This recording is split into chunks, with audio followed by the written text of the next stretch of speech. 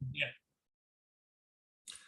Les está avisando de que estamos grabando. Bien, pues vamos con la ponencia. Voy con la ponencia. Disculpen los problemas del directo de este tipo de asuntos de tantos horas de diferencia y tantos kilómetros de distancia, pero tan hermanados por la lengua y la cultura tan común. Vamos con ello. Neuroeducación emocional y su expresión grafopsicológica. Y empiezo con un debate que me encanta, que algunos atribuyen a Séneca, pero no está claro que lo pronunciara o que lo escribiera él, y dice: dame los niños de 7 años de vida y te diré lo que será el hombre del mañana. Es una frase muy contundente y además muy explicativa de lo que vamos a hacer, de lo que voy a explicaros. Se ha comprobado neurocientíficamente, se ha comprobado desde las investigaciones científicas como los 6-7 primeros años de vida son absolutamente determinantes para construir el hombre del futuro. Esto nos lleva a unas maravillosas reflexiones sobre todo el proceso de crecimiento del cerebro, ese órgano que empieza a dar sus primeras señales de vida a los 16 días de la fecundación. A los 16 días de la fecundación empieza el cerebro a iniciar su recorrido, y ese órgano que empieza a los 16 días de una vez fecundado el óvulo a desarrollarse, luego durante toda la etapa de gestación más los 7 primeros años de vida es el momento en donde él alcanza, gracias a la neuroplasticidad, procesos sin fin de crecimiento, además un crecimiento ambivalente donde nacen y se desarrollan miles de neuronas y miles de sinapsis, y nacen y mueren también miles de sinapsis para dejar hueco a otras. Este cerebro, que en estos 7 primeros años de vida, como ha demostrado la ciencia, sufre una transformación absolutamente brutal, es un calcetín al que se le da la vuelta, y que gracias a la neuroeducación emocional vamos a comprender que todo lo que ocurre durante la etapa de la gestación, y digo bien, más todo lo que ocurre en esos 6-7 primeros años de vida, son absolutamente relevantes para el ser humano que consigamos ser en el día de mañana. Y esto ya nos está dando las claves la neurología aplicada a la neuropsicología, la neurociencia más en concreto o más general, para ser exactos, sería más general, aplicada al mundo de la educación. Verdaderamente es muy determinante y muy relevante este hecho en sí.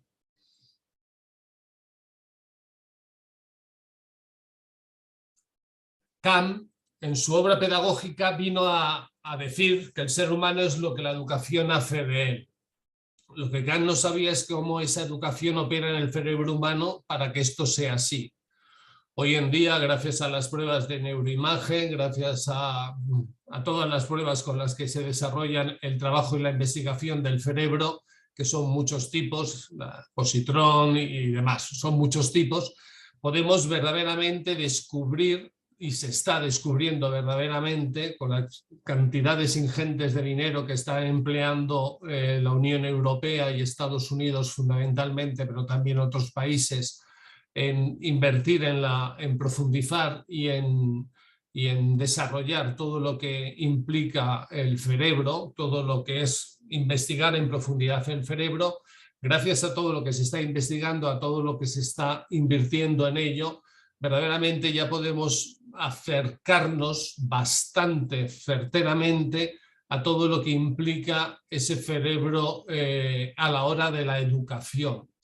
Es decir, lo que dice Kant es válido, por supuesto, pero ni siquiera se podía imaginar cómo hoy en día llegamos a límites verdaderamente insospechados hace décadas, sabiendo cómo ese cerebro está desarrollándose desde antes del nacimiento, y cómo todo eso condiciona los procesos de aprendizaje.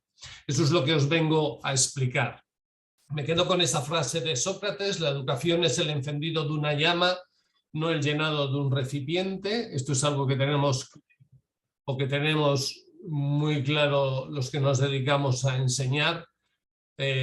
Nosotros encendemos la llama, ustedes que son todos profesores, directores, equipo directivo de los colegios y escuelas e institutos, también me imagino que habrá de universidades, todos nos dedicamos a encender la llama, no a llenar un recipiente, que eso es la visión antigua de la educación. Vamos a soltar aquí cantidades ingentes de información, que con eso estamos cubriendo nuestro expediente educativo, nuestra labor o nuestra profesión, nuestra tarea como profesionales, y verdaderamente no es así.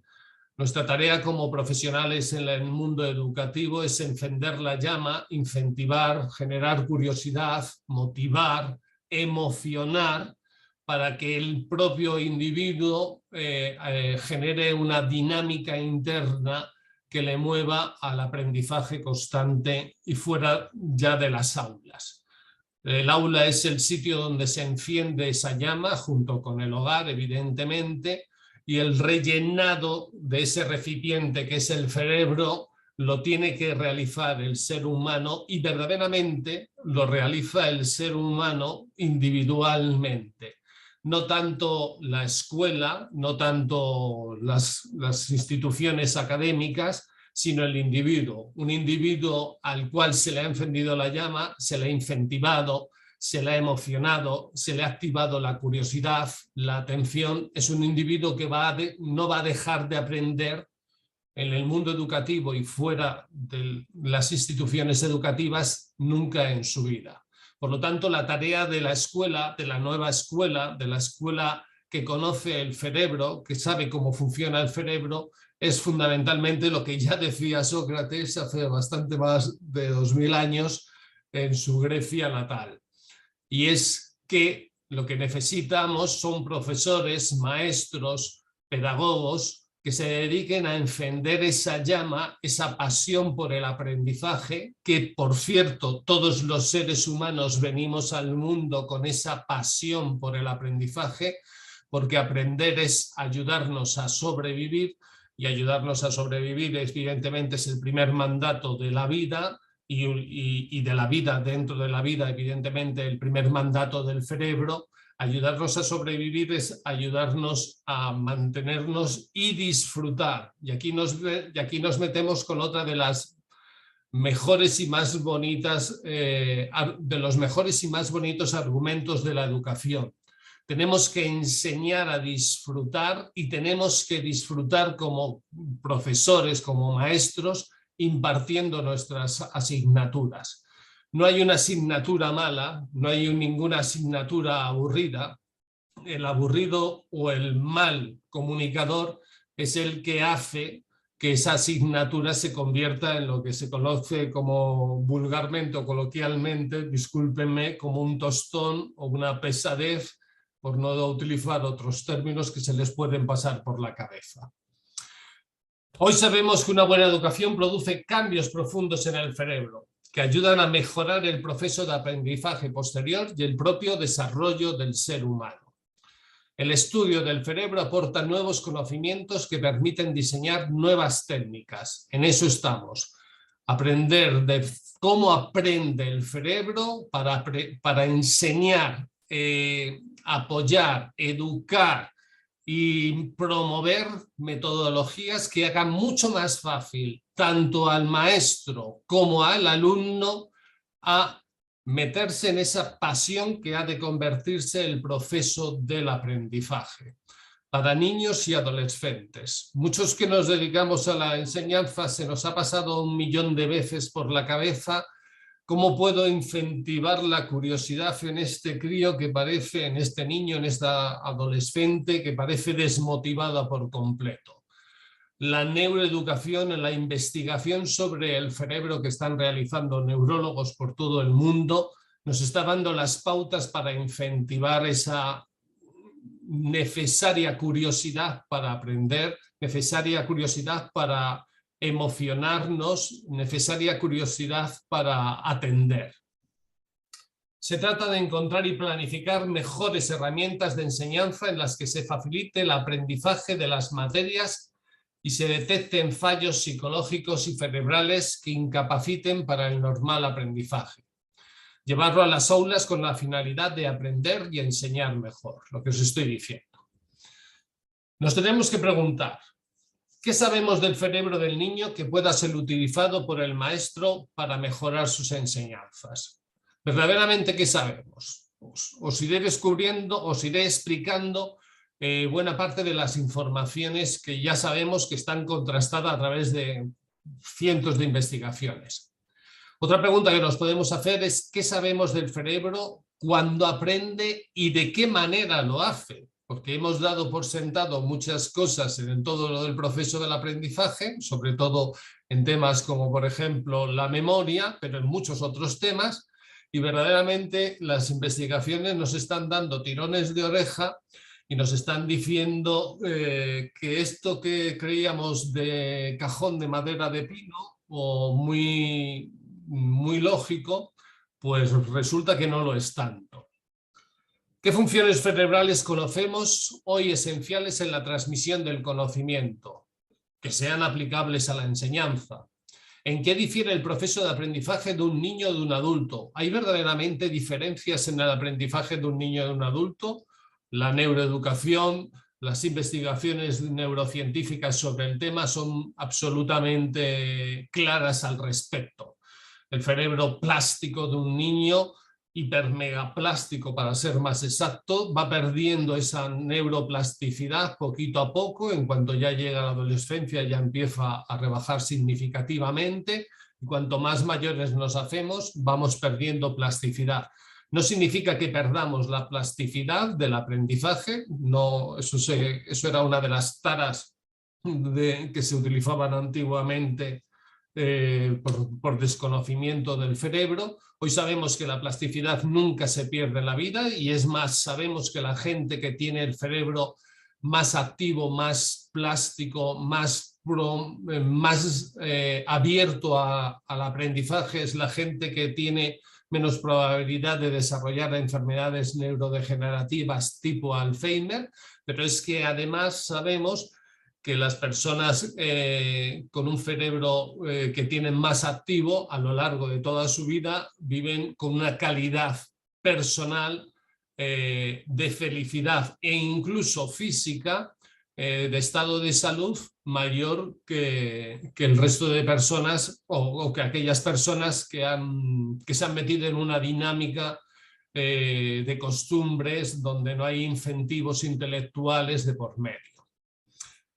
¿Qué hace que un profesor se convierta en un profesor excelente? Verdaderamente hemos descubierto a través del cerebro, estudiando e investigando el cerebro, cuáles son esas pautas que convierten a un profesor normal, por decirlo entrecomillado y por decirlo así coloquialmente, en un profesor excelente.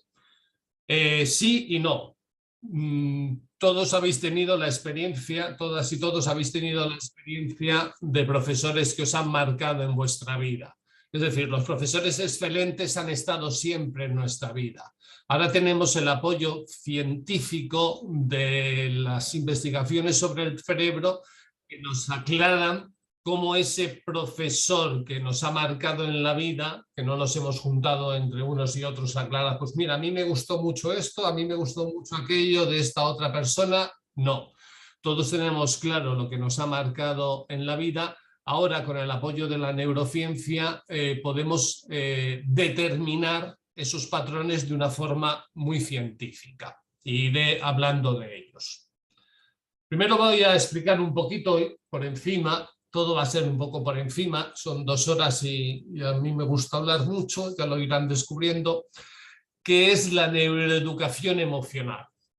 Primero, es una nueva visión de la enseñanza basada en el cerebro, eso queda claro.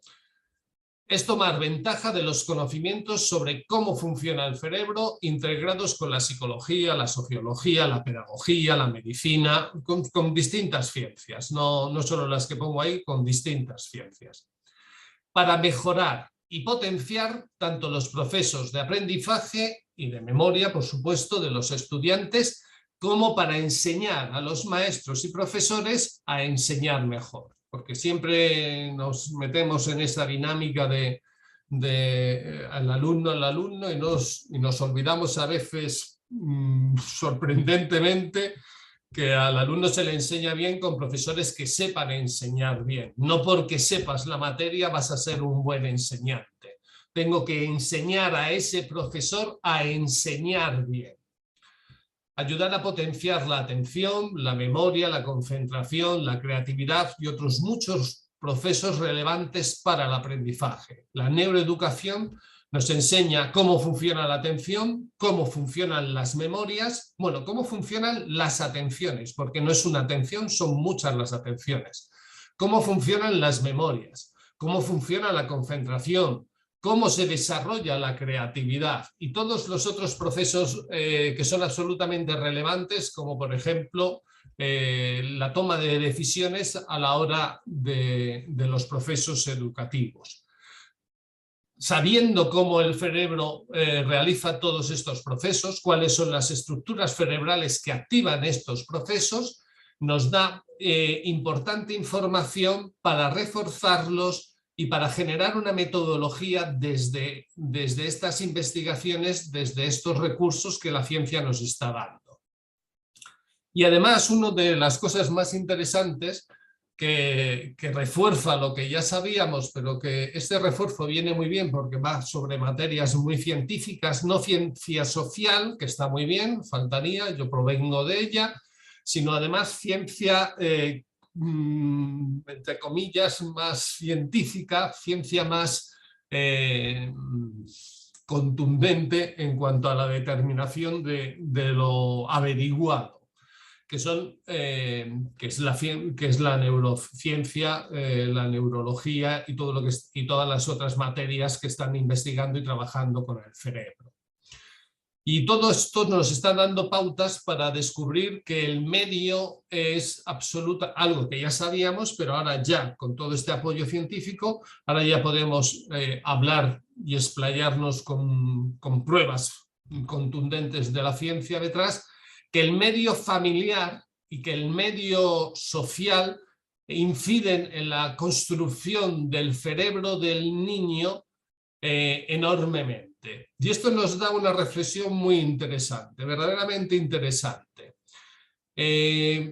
Cuando los padres echan en cara, entre comillas y sin comillas, la tarea educativa sobre la escuela, la neuroeducación nos ha enseñado algo que es verdaderamente relevante, y es que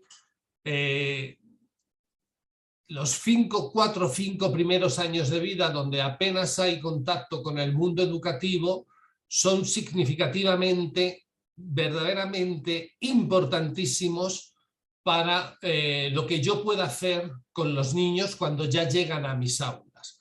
Es decir, si yo como profesor, entre comillas, no estoy rindiendo mucho, a lo mejor tendría que preguntarse usted qué ha hecho estos 4 o 5 primeros años de vida con su hijo, porque yo trabajo con la materia prima que usted me trae. Y eso la neuroeducación nos lo ha demostrado. Es decir, hay 1000 detalles. Por ejemplo, un niño cuya madre fuma durante la gestación o durante los primeros años, un niño que, aunque la madre no fume, pero fuma el padre y fuma el entorno social, es un niño que ya se ha demostrado que va a tener muchas más dificultades para la atención, la memoria de trabajo y la concentración. Ese niño llega a nuestra escuela y nos dicen los padres, este niño no está aprendiendo mucho, a lo mejor tendríamos que empezar a utilizar la neuroeducación para decirle a los padres, cuidado, este niño no está atendiendo mucho porque a lo mejor usted no le deja dormir lo suficiente o no le obliga a dormir lo suficiente porque la alimentación por una causa o por otra no está siendo lo suficientemente positiva para mantener su homeostasis interna, porque vive en un hogar desestructurado con mucho estrés emocional, porque sus padres fuman y esto está alterando la neuroquímica de su cerebro y está impidiendo que su capacidad de atención y concentración sean los adecuados. Quiero decir con todo esto que muchas veces a la escuela, a maestros y profesores se les carga con la responsabilidad directa de que un alumno trabaje todos sus potenciales, y la neuroeducación emocional nos está dando pautas significativas, muy contrastadas, muy demostradas, de que esos primeros años de vida, donde no hay un contacto directo aún con el mundo académico, son absolutamente relevantes para lo que luego el niño rendirá y cómo el niño rendirá en la vida académica. Os iré dando más detalles sobre esto, que es verdaderamente a mí me resulta muy interesante. Espero que a vosotros también. Refuerza la existencia del medio social, de la familia, de la propia cultura, de la capacidad de aprender de los niños, de reconocer la variabilidad de sus distintas capacidades. Bueno, desde el útero materno, pues lo que os he contado un poco hasta el día que llegan a nuestras aulas. Ayudar a detectar procesos psicológicos o cerebrales que puedan interferir en el aprendizaje. La neuroeducación nos está haciendo explicaciones o nos está dando explicaciones verdaderamente enriquecedoras sobre la dislexia, la disgrafía, sobre el déficit de atención, sobre la hiperactividad, sobre la dislalia, la discalculia, los problemas de lateralidad. La neuroeducación, investigando en profundidad el cerebro y el cerebro de los niños que vienen con distintos tipos de problemas, nos está dando verdaderamente la capacidad de comprender el funcionamiento de estos cerebros que vienen con distintos tipos de problemas y cómo acercarnos a ellos para educarlos adecuadamente. Y no me quiero olvidar, bueno, ya os lo he comentado antes, del estrés. El estrés es un elemento que suele pasar desapercibido y que está demostrado neurocientíficamente que puede bloquear casi por completo los procesos de aprendizaje. Es decir, el niño no rinde en la escuela y normalmente no es por el estrés que se genera en la escuela, sino por el estrés que proviene del hogar de donde viene el niño. Es decir, nos traen a un niño a la escuela con una cantidad enorme de estrés por conflictos en la familia de distinto tipo, por conflictos los conflictos que sean emocionales, y ese niño lo tenemos en proceso de bloqueo. Se ha demostrado científicamente como el cortisol bloquea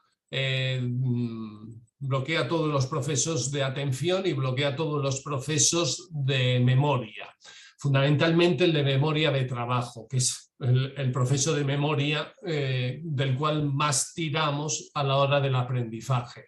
Es decir, un niño en estrés es un niño que no va a aprender y que no puede aprender porque su cerebro está jugando en su contra neurobioquímicamente debido al cortisol.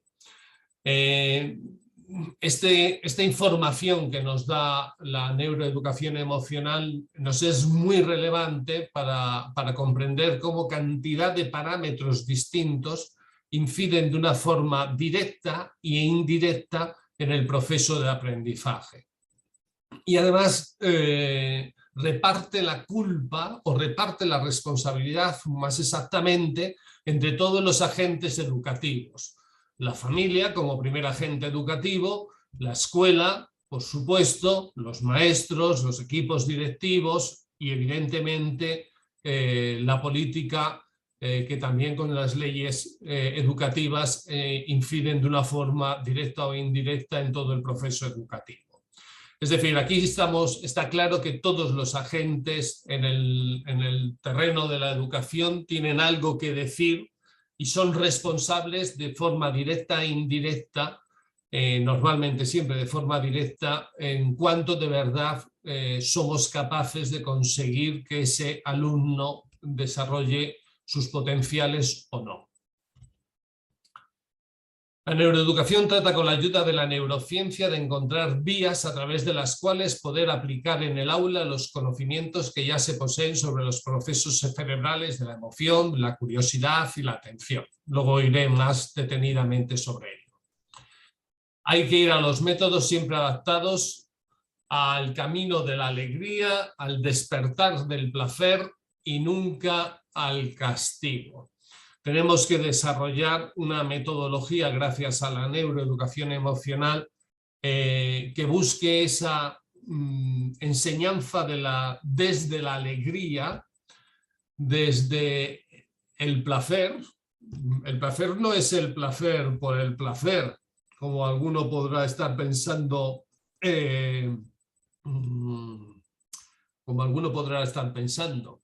El placer es el gran incentivador de la atención y de la curiosidad. El ser humano, en una de las primeras leyes de la psicología, o la primera ley de la psicología, es la búsqueda del placer y la huida del dolor. Para la supervivencia, lo que hace el ser humano es la búsqueda del placer y la huida del dolor. Pero es que esta ley, que es básica y genérica para todo lo que realiza el ser humano, en el mundo académico tiene una referencia investigada que es absolutamente maravillosa. Y es que todo lo que amamos es lo que aprendemos. Todo aquello que nos resulta o nos atrae desde la alegría, desde el placer del aprendizaje, desde el placer del acudir a esa clase a seguir aprendiendo y no a seguir sufriendo, y por supuesto superando ya la famosa y maldita frase de la letra con sangre entra, y cambiarla a la letra con sangre no entra, porque se ha demostrado neurocientíficamente como verdaderamente un aprendizaje adecuado es un aprendizaje desde el placer, desde la alegría, desde la curiosidad, desde la automotivación que tiene que tener el individuo para seguir desarrollando eso para lo cual estamos todos llamados, que es el proceso de aprendizaje. Cuando tengo dificultades trabajo mucho con niños con dificultades de aprendizaje. Cuando tengo dificultades con algún maestro o algún profesor que me llegan los niños con problemas de aprendizaje y me dicen, mira lo que me ha dicho el profesor ahora, mira la bronca, me decía esta semana un niño de 9 años, mira la regañina que me ha echado mi maestra porque estaba recortando mal, un niño con disgrafía, es decir, con problemas de psicomotricidad fina. Evidentemente es un niño que va a recortar mal, que no puede hacer el recorte bien porque tiene un cerebro inmaduro que se lo impide. Cuando me enfrento a profesores, simplemente me encuentro con maestros y profesores que siguen aún teniendo esta torpeza de castigar al alumno porque no cumple las expectativas del maestro, porque su cerebro va a un ritmo más lento que el que supuestamente debería llevar, o que llevan el resto de sus compañeros. Verdaderamente estamos ante maestros que les falta vocación o que les falta conocimientos. Un alumno, y esto se nos tenía que quedar grabado a sangre y fuego en la frente de todos los que nos dedicamos a la enseñanza, un alumno siempre tiene vocación por aprender. Siempre. Yo sé que estaréis pensando, pues te puedo decir un montón de niños que no.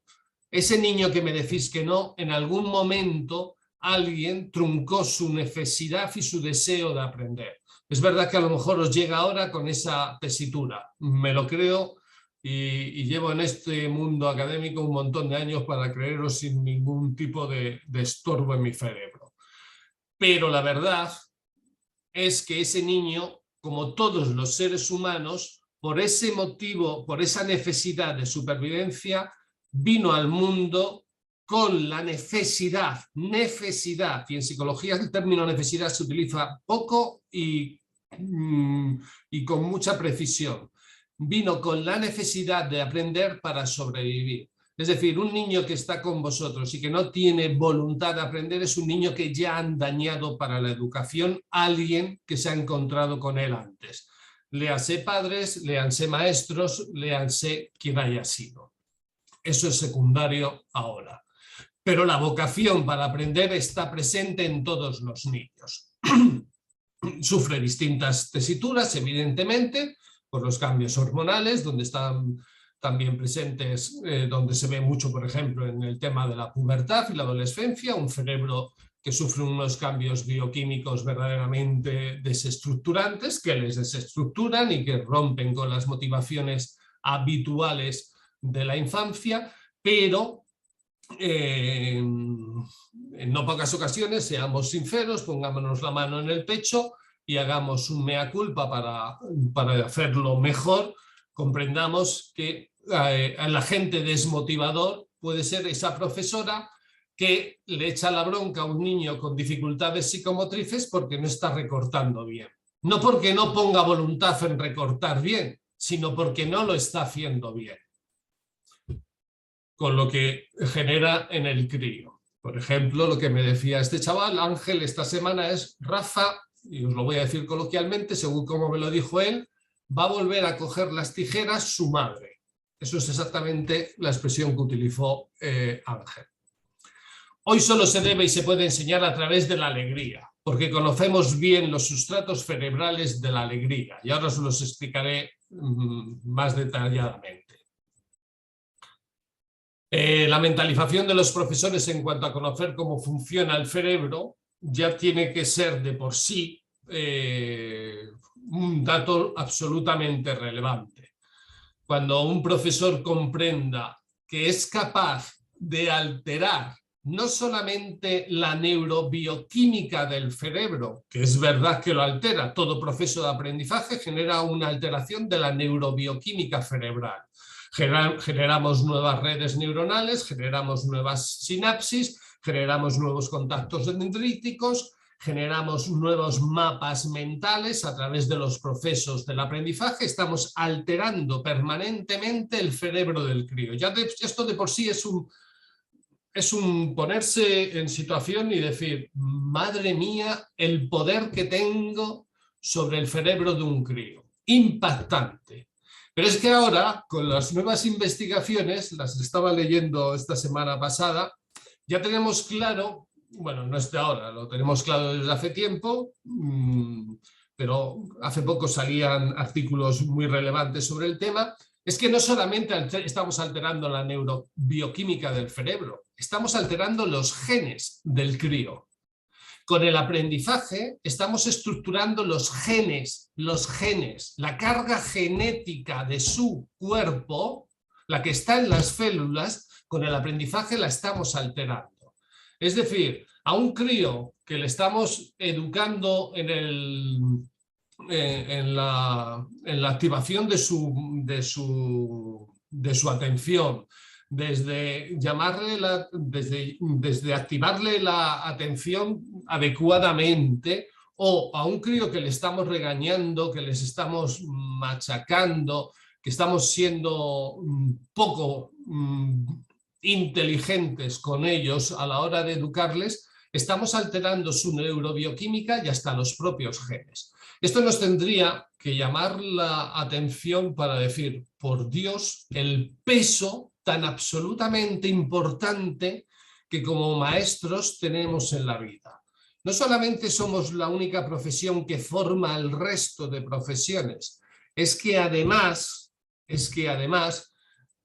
tenemos un peso tan absolutamente relevante en la vida de un crío que debería llamarnos la atención para hacer una especie de autocrítica y autoanálisis, de ver cuánto estoy poniendo de mí, de ver cuánto me estoy tomando en serio, de ver cuánto me preocupo por actualizarme, de ver cuánto estoy dando la mejor versión de mí mismo para sacar la mejor versión del ser humano que tengo delante.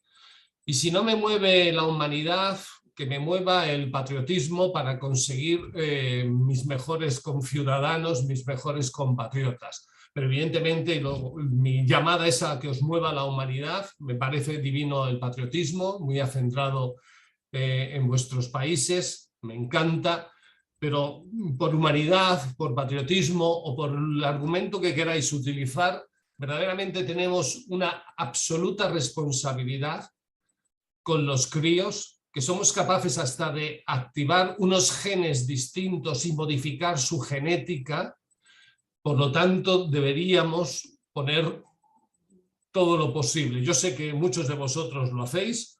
Esto es como me decía un amigo cura, me decía, estoy harto de dar los sermones y echarle la bronca a la gente que viene. Me dan ganas de echarle la bronca a los que están fuera, pero eso es claro, como no vienen no se la echo. Pues esto pasa un poquito lo mismo, ¿no? Os echo a vosotros así como no la bronca, evidentemente, pero sí os hago este llamamiento, y el llamamiento normalmente tiene que ser para aquellos que no se molestan en hacer ni siquiera cursos de actualización. ¿Qué es lo que nos enseña la neuroeducación emocional? Uno de los grandes hallazgos de la neuroeducación son las ventanas del aprendizaje. Esto es absolutamente relevante y esto es un antes y un después en el proceso educativo. La educación no puede volver a ser la misma después de haber descubierto las ventanas del aprendizaje. El tema es que aún está la cosa avanzada, pero como que aún le falta. Tenemos claro algunas cosas, pero nos faltan otras, porque las ventanas no solo son ventanas, sino son microventanas y además subventanas. Y entonces nos genera, aún falta, dentro de todos estos miles de millones que están dedicando, falta que pongan ahí más millones para la investigación y consigamos descubrir todos los procesos exactos de las ventanas del aprendizaje para comprender mucho mejor cómo aprende el cerebro de un crío y qué enseñarle en qué momento determinado. Que esto es lo verdaderamente esperanzador que nos da la nueva teoría, no, el descubrimiento de las ventanas del aprendizaje. El cerebro en su construcción es un proceso continuo, homogéneo y sincrónico. En dicho desarrollo ocurre lo que podríamos describir como ventanas, que abren en un momento determinado, son ventanas que se abren para aprender en un momento determinado, cuando la información del entorno, fundamentalmente la sensorial, pero también la motora, la familiar, mucho, la social. Por eso cuando os digan este niño no rinde, a ver, este niño acaba de llegar aquí conmigo o lleva 2 o 3 años conmigo, pero se ha pasado 5 con usted. La familiar tiene un peso verdaderamente significativo y lo va a tener durante el resto de la vida académica del crío. Social, emocional y de razonamiento. Bien, ningún momento es más óptimo que ese, donde está abierta la ventana del aprendizaje del cerebro, es decir, el cerebro hace como una especie de abertura ventanal donde pone buena parte de sus recursos para adquirir una habilidad, una capacidad, habilidad o capacidad. Y que son habilidades y capacidades sensoriales, motoras, pero también emocionales. Hay un momento de la ventana del aprendizaje donde se desarrolla la empatía. Un niño en ese momento de la ventana del aprendizaje, donde el cerebro está volcado para el aprendizaje de la empatía, que no encuentra empatía en su alrededor, que no encuentra forma de activar la empatía porque no hay forma de que se la enseñen, y la carga genética que está también presente en la parte empática, no se desarrolla lo suficiente porque no encuentra en el medio la forma de desarrollarlo, es un niño que cerrará la ventana de la empatía y luego ya le costará, Dios y ayuda, entrar en empatía.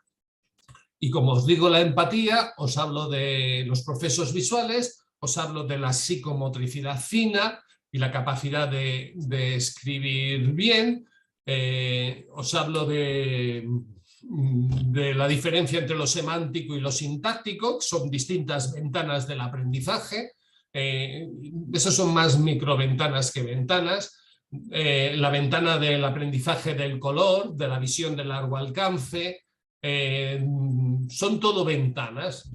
y esas ventanas se abren durante determinado momento y luego se cierran. Eso es lo que nos está demostrando la neuroeducación. ¿Qué ocurre cuando se cierran y no se han activado? Pues que al niño le va a costar luego todo eso un mundo. Al niño que os contaba antes, Ángel, el que me decía que va a volver a coger las tijeras la madre de la profesora, o de la maestra que le decía eso. Ángel, por las causas que sea, no ha desarrollado la psicomotricidad fina adecuadamente, ni la óculo-manual, por eso no sabe recortar bien. Esas ventanas, ya tienen 9 años, están cerradas. ¿Qué ocurre cuando ya se han cerrado esas ventanas? Que ahora le va a costar, Dios y ayuda, que es el trabajo que estamos haciendo con Ángel, a volver a activar ese proceso neurosináptico de activación de algo que tenía que haberse desarrollado en un momento, pero por cuestiones de reflejos, por cuestiones varias, no se desarrolló. ¿Qué es lo que nos está implicando todo esto? ¿Qué es lo que nos enseñan las ventanas del aprendizaje? Ahí tenéis en la fotografía el manejo de las emociones de 0 a 2 años, la lógica matemática de 0 a 4 años, el desarrollo del vocabulario de 0 a 5 o 6 años, desarrollo motor hasta los 6, hay desarrollo del lenguaje hasta los 9, 10 años, sensibilidad musical, se inicia a los 3 y se cierra más o menos sobre los 10 años. Todo esto de las ventanas del aprendizaje nos está dando una información absolutamente relevante para comprender las carencias que tienen en algunos críos y para comprender por qué todos los niños deberían estar incentivados de la misma manera y en el mismo momento, porque están las ventanas de ese aprendizaje activadas y es por lo que tenemos que volcarnos en ese momento en el aprendizaje. Y esto nos da un montón de información relevante. Por ejemplo, ahora se ha puesto de moda aquí en España, no sé cómo estará de moda en México, la enseñanza bilingüe. La enseñanza bilingüe se ha demostrado que, como está pasando en España, y a las pruebas me remito, podéis hablar con cualquier maestro sobre el tema y profesor sobre el tema, está siendo un verdadero fracaso. Y está siendo un verdadero fracaso porque la educación está de espaldas a las ventanas del aprendizaje. Las ventanas del aprendizaje nos enseñan que el desarrollo del lenguaje fonético está abierto hasta los 4 años. Es decir, si el niño llega a la escuela pasados los 4 años, cuando ya se ha cerrado la ventana del aprendizaje fonético y le enseñamos una lengua que no la ha escuchado nunca antes, en esos primeros 4 años tiene las ventanas del aprendizaje fonético absolutamente abiertas y todos los sonidos que escuche son los sonidos que va a saber luego manejar. Si empezamos cuando ya se ha cerrado a los 5 o 6 años, ya está cerrada la ventana del aprendizaje fonético, una nueva lengua con un nuevo sonido, no vamos a conseguir, salvo con un esfuerzo verdaderamente titánico de los chavales, que aprendan esos nuevos sonidos. Evidentemente las investigaciones han demostrado que nunca van a estar al nivel, casi nadie va a llegar al nivel de los que lo han abierto durante esos 4 o 5 primeros años, donde estaba abierta la ventana del aprendizaje fonético. Y así constantemente.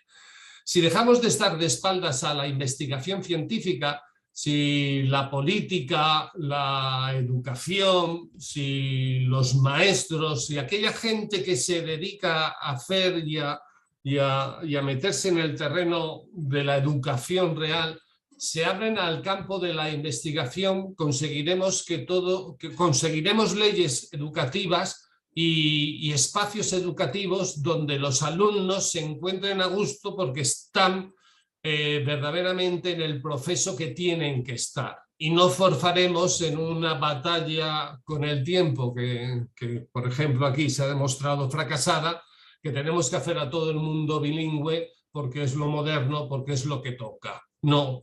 Si la ventana del aprendizaje se ha cerrado ahí, ya no la intentes abrir, o sea, sí la puedes intentar abrir, evidentemente se intenta, pero ya va a suponer un sobreesfuerzo cerebral que resta poder y que resta fuerza a las otras ventanas del aprendizaje, por más plástico que sea el cerebro del crío, que sí que están activas en ese periodo en el que ya llegan a la escuela.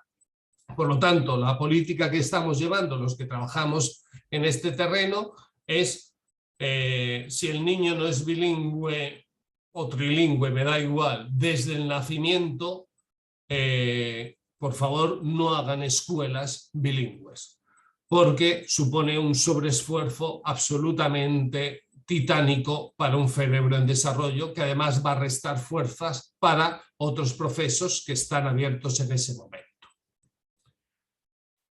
Bien, esto no me lo salto porque ahí os he explicado todo eso. Aquí os doy otra guía del tema de las ventanas y sus procesos, el lenguaje, el desarrollo de los sentidos, el movimiento, el orden. Bueno, ahí está el desarrollo social, empieza a los 2 años, antes no se da desarrollo social, y eso lo sabemos porque investigando el cerebro vemos que la zona del cerebro encargado de lo social, más encargada de lo social, porque esto es demasiado constrictivo, se abre a los 2 años, antes no está abierta. De norma general, evidentemente, cuando hablamos del cerebro siempre hablamos de norma general. Pero no solo quiero dedicarme a los niños, también a hablar de las ventanas del aprendizaje de los adolescentes y de los púberes, de los adolescentes y de los jóvenes en general.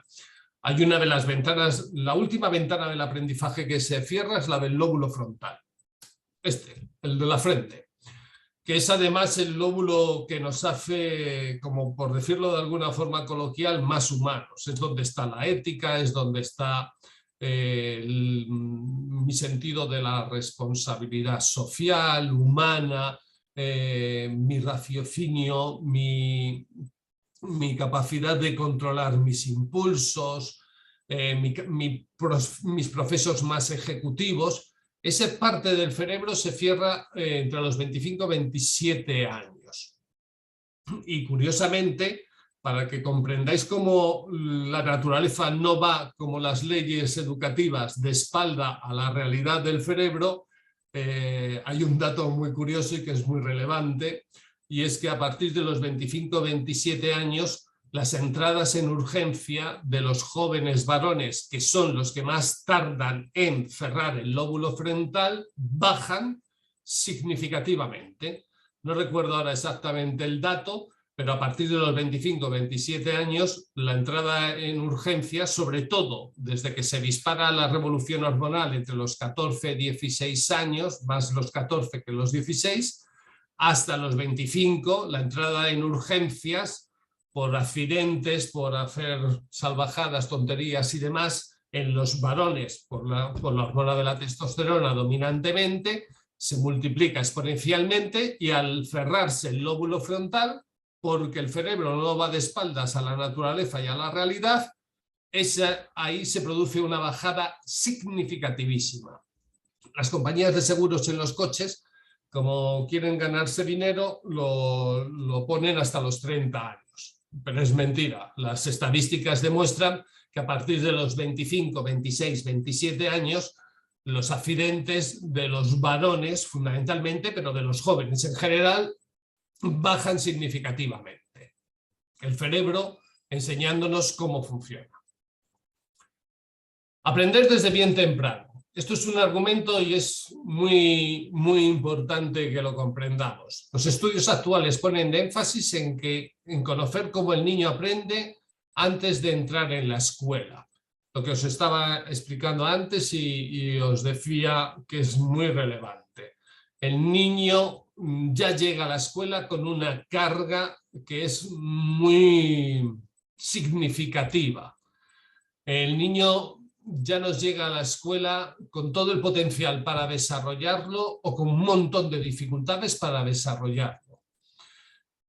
Repito, cuando los padres nos echen en cara o nos lancen la responsabilidad en exclusiva, recordarles la realidad, lo que el cerebro nos indica, que ese cerebro que se ha estado formando en esos 6 primeros años de vida ha sido absolutamente relevante para cómo van a ser sus funciones posteriores. Por eso hay un boom de libros que, por cierto, no muy buenos en cuanto a multiplicar los potenciales del crío. Digo que no son muy buenos porque también se ha demostrado, estudiando el cerebro, que hay que tener al cerebro activo pero contenido. Es decir, hay que respetar esas ventanas del aprendizaje y hay que respetar los ritmos particulares del aprendizaje, ese aprendizaje necesario, voluntario y deseado de todo niño, pero hay que respetarle en sus ritmos y en sus dinámicas más personales. ¿Qué ocurre? Que buena parte de esos libros de Totems que nos explican que hay que incentivar el cerebro del niño para que se desarrolle enormemente, a la larga se ha demostrado pueden generar problemas de fondo importantes por una sobreestimulación del cerebro del crío. Pero también nos da ese dato relevante de que la primera escuela es en el hogar, y nos da el dato relevante que los jardines de infancia, las guarderías, como les llamen ustedes, esos 2-3 primeros años antes de entrar en la escuela, encontrar un buen jardín, una buena guardería, es verdaderamente importante. La mujer se ha incorporado al mundo del trabajo, fantástico, maravilloso. El tema es que esos niños que ya no están con la madre, la primera gran maestra de la vida, van a estar con otros profesionales y tenemos que cuidarnos muy bien que esos otros profesionales tengan una calidad, porque están en ese periodo absolutamente neuroplástico de su cerebro para aprender, y todo lo que aprendan, todo lo que se les incentive adecuadamente es algo que van a tener para el resto de su vida. Y esto es verdaderamente una responsabilidad muy importante. Sabemos que hay maestros con larga experiencia y profundos conocimientos que fallan en sus enseñanzas por faltas de empatía y habilidades de comunicación social. Todos habéis conocido a ese maestro que dices era una cabeza, lo sabía todo, que verdaderamente era un individuo impactante, pero le faltaba la comunicación proactiva, le faltaba la empatía, le faltaba incentivar adecuadamente, y generaba en no pocos alumnos el apagón por el interés por las materias. Muchos de vosotros, cuando sois alumnos míos, estoy pensando en algunos que me están escuchando ahora de España y de otros países, os dedicáis a la enseñanza, os quejáis con el tema este de la desmotivación de vuestros alumnos, porque verdaderamente sois profesores y maestros de vocación y estáis desconsolados por esa desmotivación. Primero tenéis que comprender que esa desmotivación se la generó un adulto, ¿vale? Que el niño no nació desmotivado, que la naturaleza motiva al cerebro a seguir aprendiendo, y que esa desmotivación de la escuela se la generó algún adulto, ya sea padres o algún otro maestro profesor que llegó antes que vosotros. Y ahí es donde nos tenemos que redoblar nuestro esfuerzo para abrir la mente de los niños, para inspirarles, para volverles curiosos nuevamente, o para mantener la curiosidad, para activar con ellos la empatía y para desarrollar con ellos las habilidades de comunicación, las habilidades sociales, las habilidades en general humanas. No hay ningún niño perdido para la educación. No hay un niño que fracase educativamente. Es el sistema el que fracasa con los niños. Estudiando el cerebro comprendemos esto como una realidad absolutamente nítida y clara. No es el niño el fracasado escolarmente, es la escuela, el sistema educativo el que fracasa con los niños. Y esto, cuando lo tengamos claro, activaremos aún más y mejor todo aquello que nos hace más y mejores maestros.